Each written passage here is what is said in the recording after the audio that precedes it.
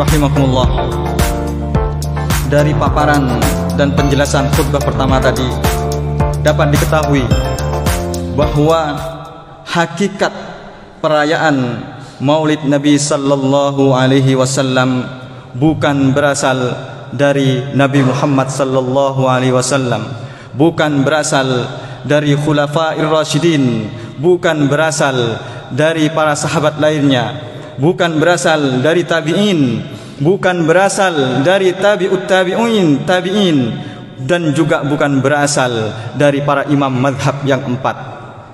Tetapi perayaan Maulid Nabi sallallahu alaihi wasallam awal mula adanya berasal dari Bani Ubaid Al-Qaddah, munafik zindik, pencetus aliran kebatinan yang berasal dari kalangan Yahudi. Kemudian selain itu, ma'asyiral muslimin, tersembunyi yang selama ini tidak kita ketahui sebagai orang Indonesia. Apa kebenaran tersembunyi tersebut? Kebenaran tersembunyi tersebut yaitu Kiai Haji Muhammad Hashim Asy'ari, pendiri NU sekaligus pendiri Pondok Pesantren Tebu Ireng, mengingkari dengan keras adanya perayaan Maulid Nabi. Kiai Hashim Asy'ari, Kiai Haji Hashim Asy'ari, pendiri NU, pendiri Pondok Pesantren Tebu Ireng, mengingkari keras adanya perayaan Maulid Nabi. Kita sebagai orang Indonesia tidak tahu selama ini, dibohongi, disembunyikan kebenaran ini agar umat Islam merayakan. Ini pernyataan Kiai Haji Hashim Asy'ari. Kenapa kalau kita berpedoman pada Kiai Hashim Asy'ari, pendapat kita mengikuti pendapat Kiai Haji Hashim Asy'ari, kenapa kita mengikuti perayaan Maulid Nabi? Kenapa tidak mengikuti langsung Kiai Haji Hashim Asy'ari? Mestinya kita mengikuti apa yang diwacangkan oleh Kiai Haji Hashim Asy'ari. Kalau memang kita mengikuti pendapat beliau, Kiai Haji Hashim Asy'ari melarang keras Kiai Haji Asy'ari. Di mana beliau melarangnya? Di dalam kitabnya, bisa dilihat nanti di dalam kitabnya, dalam At-Tanbihat Al-Wajibat Liman Yasna Maulid Bil Munkarat. Ini pendapat Kiai Haji Hashim Asy'ari.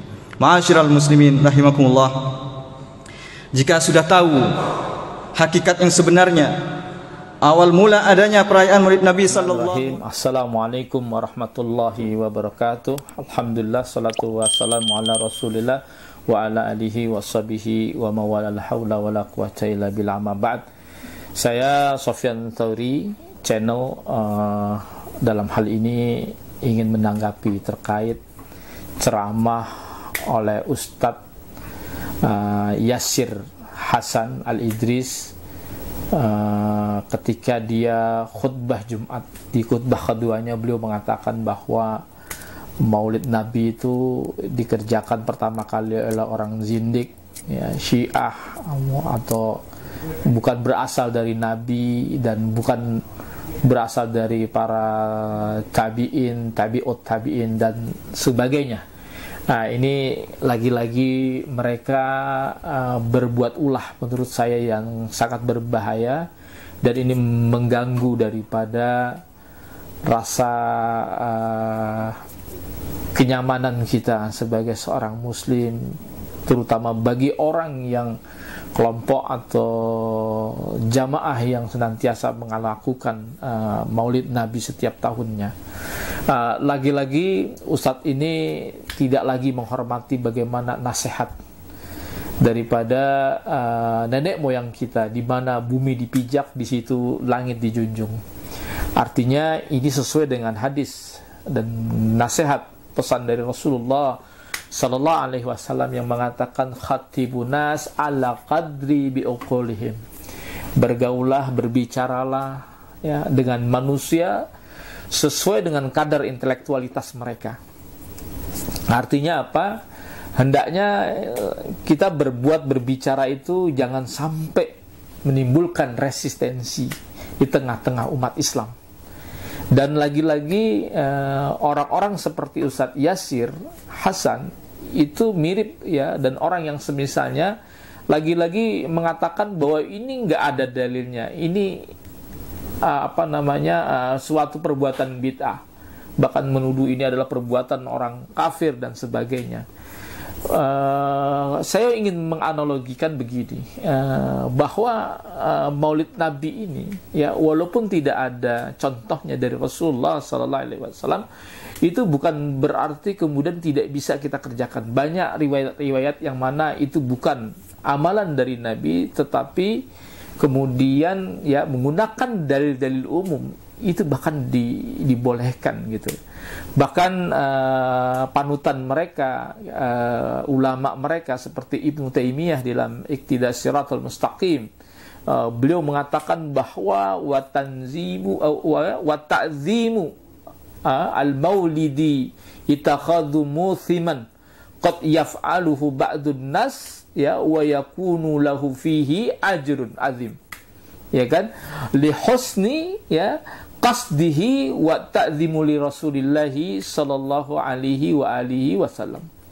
Kata Ibnu Taimiyah bahwa maka mengagungkan, ya, acara, ya, tentang Maulid Nabi, ya, memperingati hari kelahiran Nabi Muhammad sallallahu alaihi wasallam yang dilakukan ketika musim Maulid Nabi, ya, di bulan Maulid, maka itu qad yaf'aluhu ba'dun nas, yang banyak dilakukan oleh manusia, ya kan, wa yakunu lahu fihi, ya, di dalamnya terdapat, ya, ajrun azim, ada pahala yang besar.